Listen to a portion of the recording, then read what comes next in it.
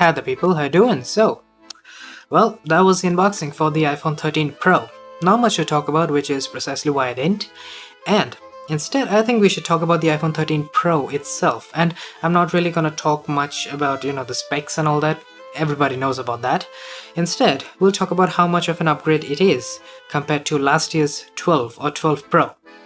So, like immediately when you hold it, you're gonna feel the weight. Now, if you like it or not, that's gonna be a whole different story.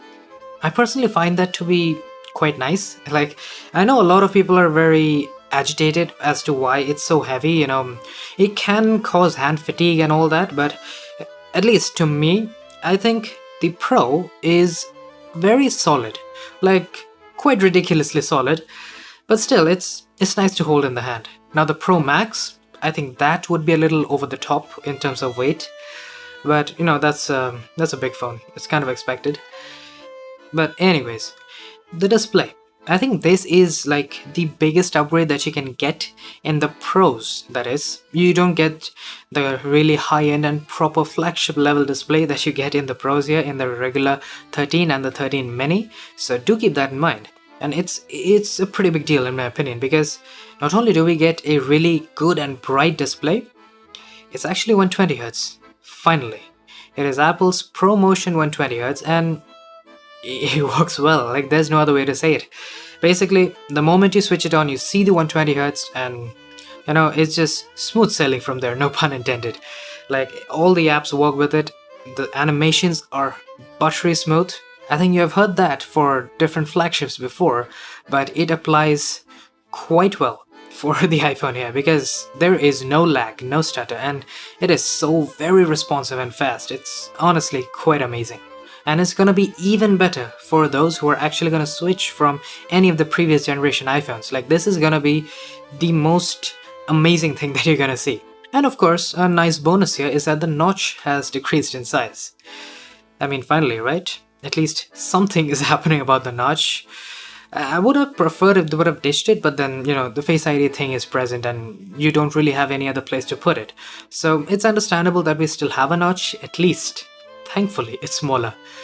Now, we don't really use that extra screen real estate that we get for anything usable, like a battery percentage indicator. That could be quite nice.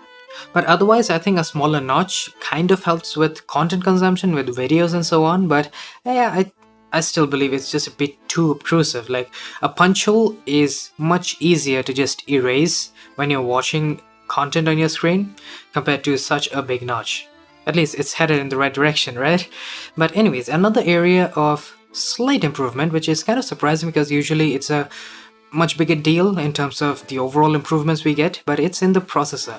We have the A15 Bionic this time around, and it's not a huge upgrade. I mean, it is an upgrade, you get much better graphics performance, especially in the Pros, because we have an extra GPU core in the Pros themselves, while in the regular 13 mini and the 13, you should keep this in mind. You're getting, what I've seen in terms of benchmarks, quite a drastically lower GPU performance. The CPUs it's mostly the same, but the graphics performance does dip down on the iPhone 13 and the 13 mini.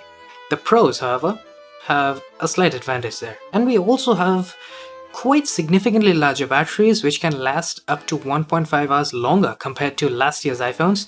And I think the Pro Max can actually last 2.5 hours longer, which is quite a huge upgrade if you really think about it.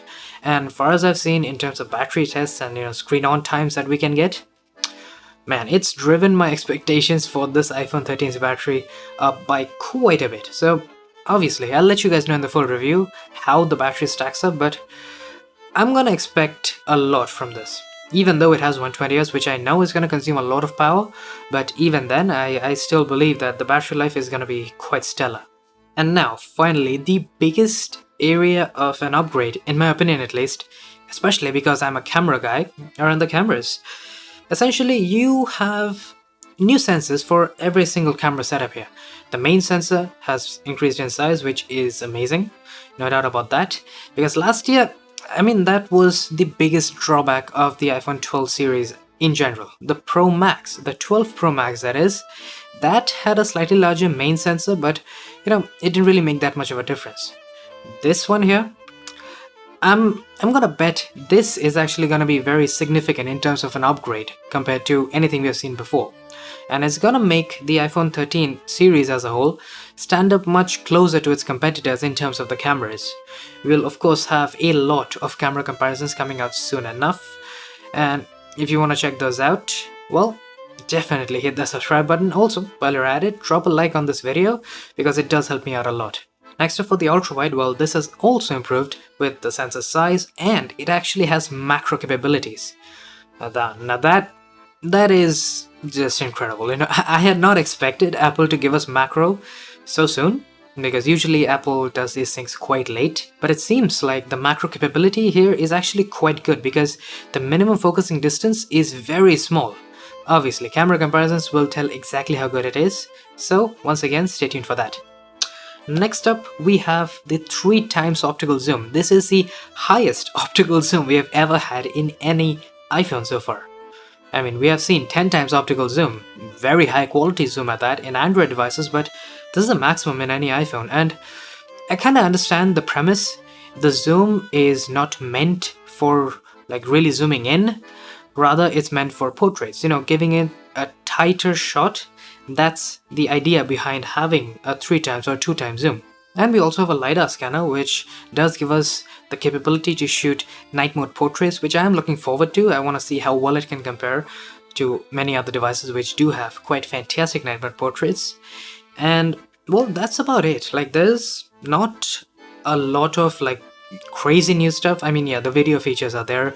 You have the cinematic video. Like, there's nothing that's too crazy other than the 120Hz, which I feel is just so immensely good.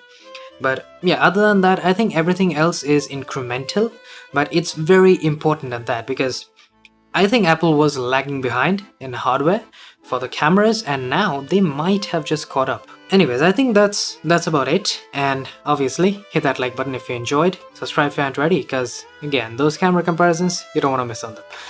I'll be seeing you guys later then. Cheers.